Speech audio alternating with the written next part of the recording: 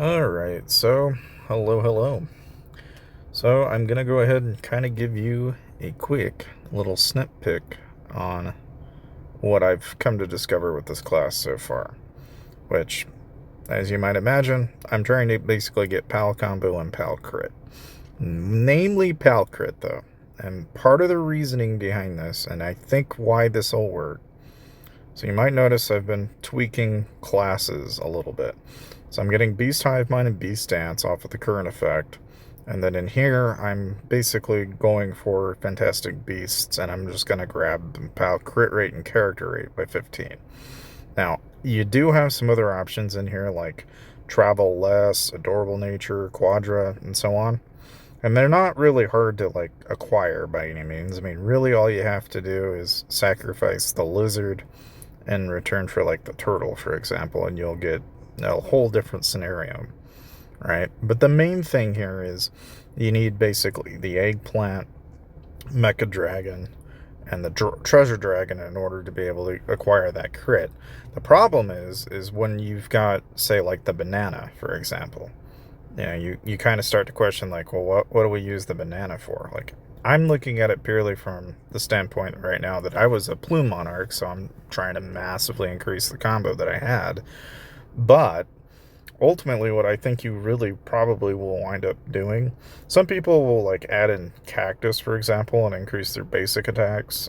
But I, for one, I could see an argument for even Benny, for example, or even B-Duck, because what you'll do then is okay, so right now, having just done that, you'll notice that it doesn't change this by any means, but what it did do is make it so that now you have a final basic attack damage, final PAL damage that stacks after a second up by a percentage point, plus now you've given yourself a little bit more crit damage, which in return for, what you were gaining earlier may be worth the trade. But on the same token, you may even find that using B-Duck might be better than using Benny here. But let's say, if I'm wrong and crit rate's not so much the focus, and maybe instead what we need to be looking at is combo rate, then we won't really know, because I've been just trying to get eternal pieces. I'm trying to grab anything with Pal Combo or Pal Crit at this moment. So it's kind of it's iffy, It's the biggest question I've had people ask me is, okay, is this a replacement for the current classes? The answer obviously is no. Because right now, okay, if you're going to make this transition, it is 100% very iffy right now, and part of the reason why I'm investing in it is really just as an experiment. You still have to pay attention to your enchantments, namely you got to get PAL damage however you get it. Now I've got global combo, but there's not a whole lot there in terms of what you get in the enchantments that makes it worthwhile. So what you'll have to do is, just like anything, you got to go through and basically you got to make a new set, and then you got to start acquiring the new global PAL damage that you gain with this. And, so it's I think in a perfect world, right, you're going to find that you're going to be looking for those enchantments now for global PAL damage. Plus, then you've also got some new avians, too, that you've got to go and fork after, because the yogurt champion are going to be more favorable for the PAL bonuses. So it's I'm just kind of crossbreeding things to just kind of see what I can get to pop up. But, so I've got that going, and I've also got to get a Red Soul Selection 2 in order to be able to get that last fusion, and then once we've got those. Now, I've got my Guardian Star up to 56, my Bloodstained Blade and my Immortal Spirit are kind of iffy, and I'm still toying with this, but, right now, I've gave myself 730% PAL crit damage, and even with, that tweak alone, right, if I just go to my PvE build, which was originally kind of tweaked in such a way to be in favor of basically it's using crit rate, and there's some bits and pieces in there that are still using combo and crit rate and so on and so on. It's it's not by any means is it perfect, right, but it kind of gets the job done, just not well enough for my taste. Because, even with all of these changes for the PAL crit damage and the crit damage itself. The one problem I'm finding is that you're not going to get a lot of morphs, and you're not going to have a lot of mounts outside of like maybe the flaming wheel mount, which you can get. In case you're wondering where this is located, all you got to do is basically pull up your so I'll move my face out of the way. If you were to pull up, well, god damn it, maybe. Okay, go to the rush shop. All right, and then from within the rush shop, the Hot Wheels mount is the only thing that's going to give you anything related to PALs, which is PAL attack speed.